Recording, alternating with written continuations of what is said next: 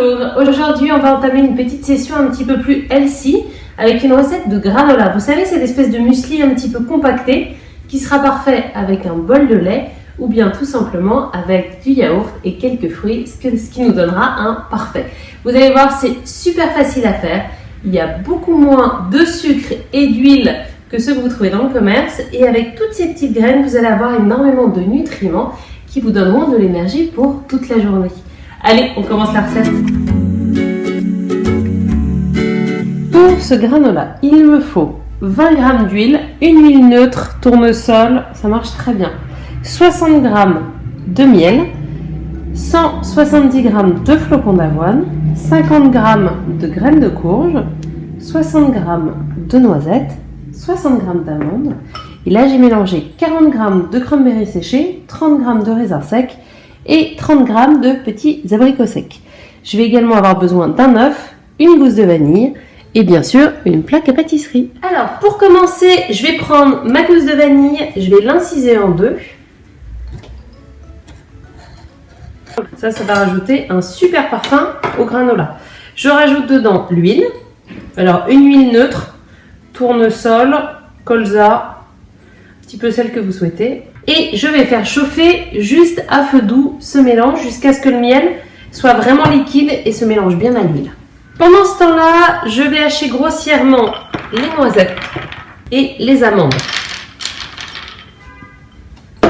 Alors, je vais prendre mon gros couteau et il va suffire en fait de les hacher de manière pas très régulière. Comme ça, on aura différentes textures dans le granola.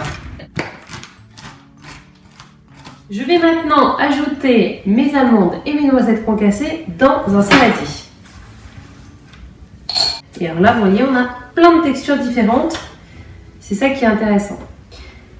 Je rajoute également les flocons d'avoine, les graines de courge et mon mélange de fruits secs, raisins, cranberry et abricots. Vous voyez, ça fait plein de jolies couleurs. Et je vais commencer à mélanger délicatement. Je prends mon œuf. Je vais uniquement récupérer le blanc et je vais le battre légèrement. Alors vous voyez, le blanc est bien mousseux. Je vais le verser sur mon mélange de céréales et je vais mélanger tout ça délicatement. Alors ça va permettre de compacter un petit peu. Et là, il ne me reste plus qu'à aller chercher mon huile qui aura fondu doucement avec le miel et les graines de vanille. Et voilà le mélange auquel j'ai intégré l'huile et le miel. Je n'ai plus qu'à le verser ensuite sur une plaque recouverte de papier sulfurisé. Il ne me reste plus qu'à l'enfourner dans un four préchauffé à 150 degrés et le cuire pendant 35 minutes. Au bout des 35 minutes, j'éteins le four et je le laisserai dans un four éteint pendant encore 15 minutes, histoire qu'il soit bien desséché, bien croustillant. Attendez que votre granola soit bien refroidi. Une fois qu'il sera bien froid, au bout de quelques heures, vous pourrez le stocker sans problème dans un bocal en verre et il restera croustillant et prêt à l'usage pendant quelques mois. Et vous voyez, on a des belles pépites, beaucoup de couleurs et ça sent incroyablement bon. Et voilà, le granola n'a plus aucun secret pour vous.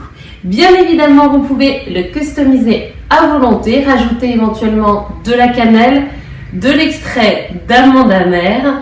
On peut changer les fruits secs par d'autres fruits secs. Vous pouvez notamment ajouter des petites figues, c'est pas mal, ou des pommes séchées, c'est pas mal non plus. Les amandes et les noisettes, vous pouvez les remplacer par des noix et on peut également rajouter du chocolat une fois que le granola sera bien froid. J'espère que grâce à moi, vos petits déjeuners auront un petit air de fête.